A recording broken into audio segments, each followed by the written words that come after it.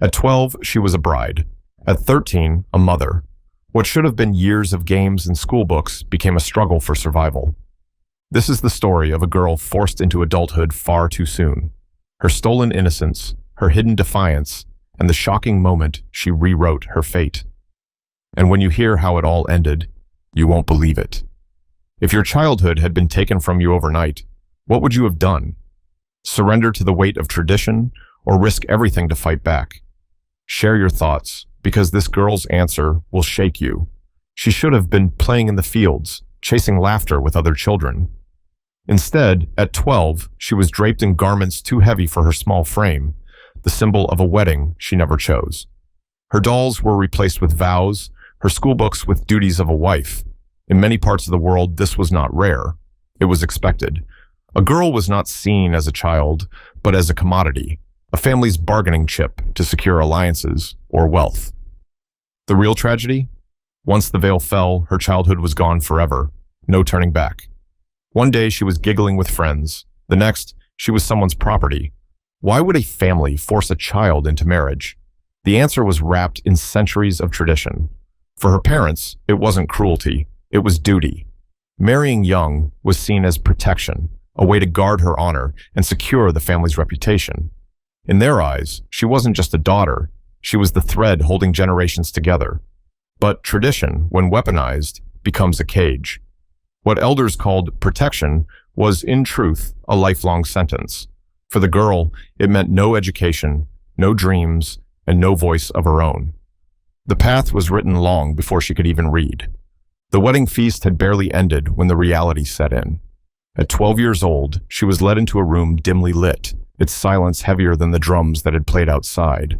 She didn't understand what it meant to be a wife, not in the way her husband expected.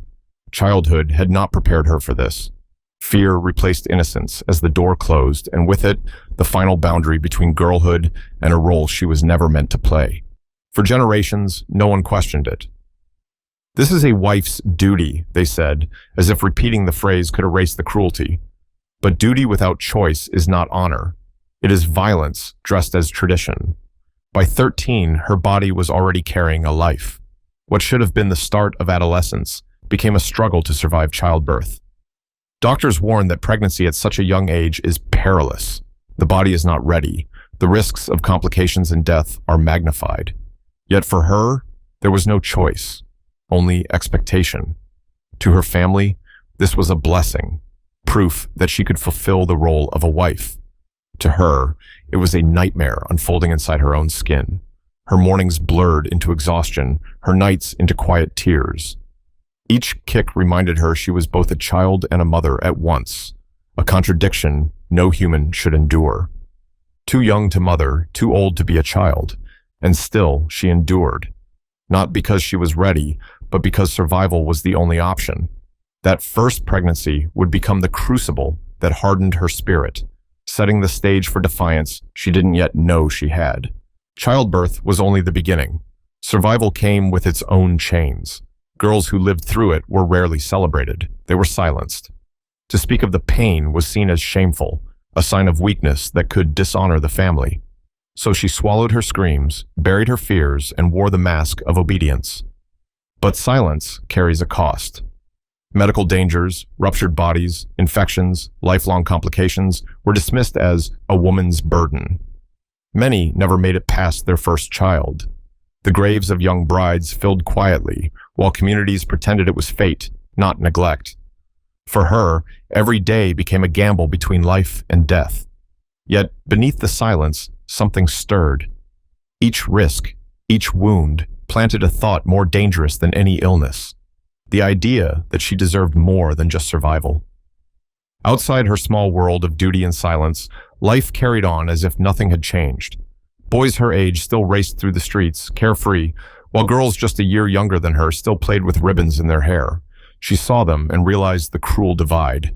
She had been pushed into adulthood, while they were allowed to remain children. Society treated her differently now. Neighbors nodded with approval, whispering about her success as a young wife.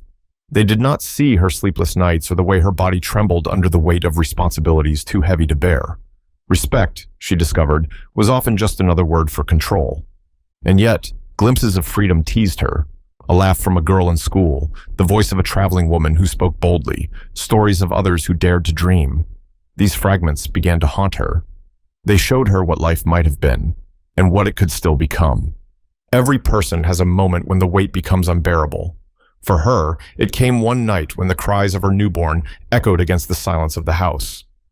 Exhausted, barely able to stand, she realized she was both nurse and mother, wife and child, all at once. Her body ached, her spirit frayed, and the walls around her seemed to close in.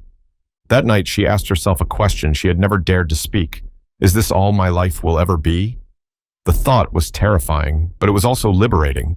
Because once the mind begins to question, the chains of tradition start to rattle. She didn't know it yet, but this breaking point would plant the seed of defiance.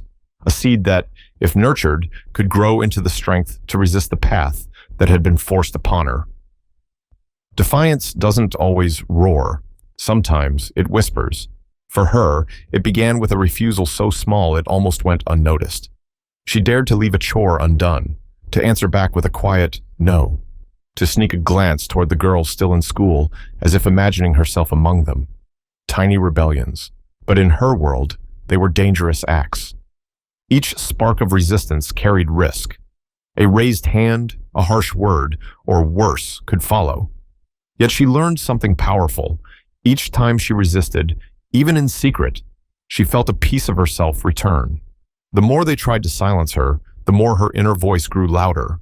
And though no one else could see it, these whispers of defiance were gathering strength. She was still trapped, still young, still frightened. But she had discovered a truth. Within her, the will to fight had already taken root. No rebellion survives alone. Quietly, almost invisibly, she began to find allies. An older woman whispered warnings about the dangers of young motherhood, slipping advice when no one else could hear. A neighbor girl smuggled scraps of paper with words of comfort, reminding her that she wasn't forgotten. Even a sympathetic relative sometimes shielded her from the harshest duties. These allies could not change her world, but they reminded her that strength was not hers alone. They gave her courage in small doses, enough to endure, enough to imagine, enough to keep the ember alive. Their help was dangerous. If discovered, they too could suffer. Yet these hidden hands showed her something vital. Resistance was not madness, it was survival. And with every quiet act of support, the possibility of change began to feel less like a dream and more like destiny. If you're still here, the most shocking part of her journey is just ahead. Make sure to subscribe so you don't miss how one decision rewrote her fate and inspired countless others. At just 13, she cradled a newborn in her arms. She should have been learning fractions, memorizing songs, or dreaming about adventures, but instead, she was responsible for a fragile life that depended entirely on her. The contradiction was brutal. She was a child raising a child. Motherhood at that age was never tender or romantic. It was exhaustion without end, hunger when food ran out, and the terrifying sound of a baby's cry at midnight when she had no idea how to soothe it. Every mistake could be fatal. Yet, while society applauded her for becoming a woman, inside she felt stripped of both girlhood and womanhood alike. And still, she endured. Each day she kept her baby alive was a victory against impossible odds. What no one expected was that motherhood, instead of breaking her, would awaken a fierce determination that nothing else could ignite. Her voice, once silenced, began to tremble back into existence. She dared to question why girls were denied choices, why pain was expected, why her life felt more like a punishment than a blessing. But words like these were dangerous. Each question risked punishment, ridicule, or worse, being branded ungrateful in a culture where obedience was survival. Speaking out carried consequences. One whispered complaint earned her a slap. Another earned a warning. This is your role, accept it. Fear wrapped around her throat, teaching her that every word carried weight heavier than chains. Yet she discovered something remarkable. Though they silenced her, the questions never stopped forming in her mind. Her words may have been punished, but the thoughts behind them grew sharper, bolder. She realized that silence had always been her captor, and finding her voice, however risky, was the first step toward freedom. Every night, when the house finally fell silent, she let herself imagine the impossible: escape. She pictured running barefoot down dusty roads, vanishing into the hills, or finding her way to a place where girls still carried books instead of babies. In those quiet hours, her dreams became her rebellion. But dreams alone weren't safe. If anyone overheard her whisper of freedom, it could mean severe punishment or worse. Still, she clung to them because in a world where choice was stripped away, imagination was her last refuge. Each vision of escape fueled her resolve, proving to herself that another life, however distant, was possible. She began to memorize routes, overhear whispers about distant towns, and tuck away bits of knowledge. The dream was fragile, but it gave her strength in the daylight. And though she didn't know when, she believed one day it would no longer be a dream. Dreams of freedom were intoxicating, but acting on them came at a brutal cost. She had seen what happened to other girls who tried to resist. One was dragged back after attempting to flee, her cries silenced by shame. Another was married off even younger as punishment for speaking out, a warning to the rest. These examples were etched into her mind like scars she didn't bear herself. The message was clear. Resistance would not just hurt her, it would hurt anyone who dared to protect her. Fear kept most silent, accepting their fate. And yet, she noticed something dangerous stirring within herself. The punishments did not kill her hope, they sharpened it. Every story of punishment became both a warning and a spark. She knew the risks, but with each passing day, the dream of defiance began to feel less like fantasy and more like destiny waiting to be claimed. The moment came suddenly, disguised as an ordinary day. Her child had fallen sick, his cries piercing the night, and yet no one offered help. Her husband dismissed her worries, the elders scolded her for weakness, and she realized a devastating truth. If she didn't act, her baby might not survive. For the first time, her fear of breaking tradition was outweighed by her fear of losing the one life she loved most. That single night stripped away every excuse she had left. The system that demanded her obedience would not protect her, nor would it protect her child. If she wanted survival, it would have to be on her own terms. It was no longer about quiet dreams of escape. The turning point had arrived, and she knew that staying silent was no longer an option. Her next step would defy everything expected of her. Her decision came quietly, but its impact thundered. One morning, instead of following her husband's orders, she refused. It wasn't a scream, not a violent act, just a single, steady no. But in a culture built on submission, that word was as dangerous as fire in dry grass.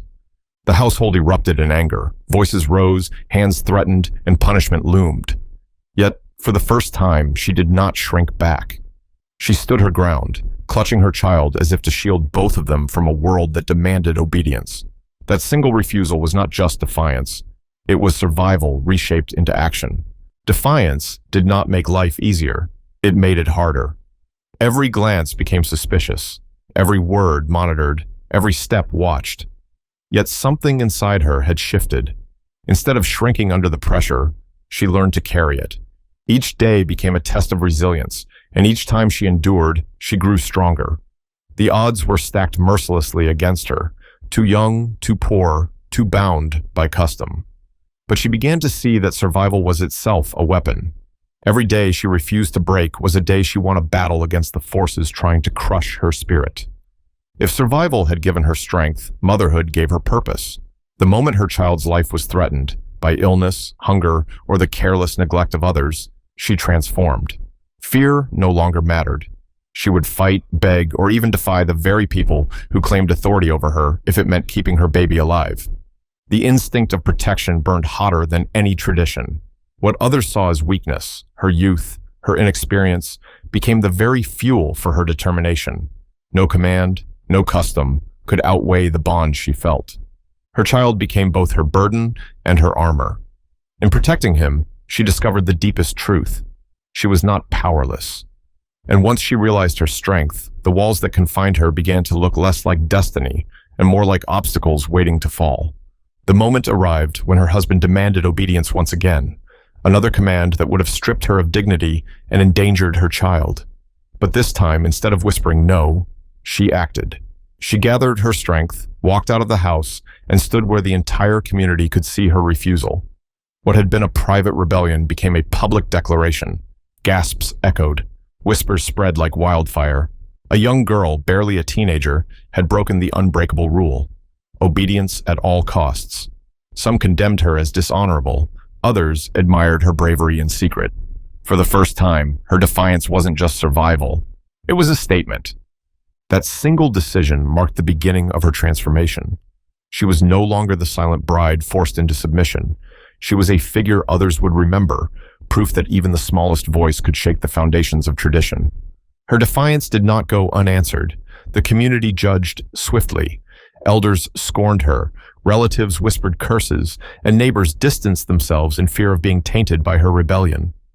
Punishment loomed heavy: shame, isolation, and the possibility of being cast out entirely. Yet something remarkable happened alongside the condemnation. In secret corners, women began to murmur her name, not with scorn, but with awe. Mothers who had lost daughters to the same cruel traditions saw in her a spark of justice.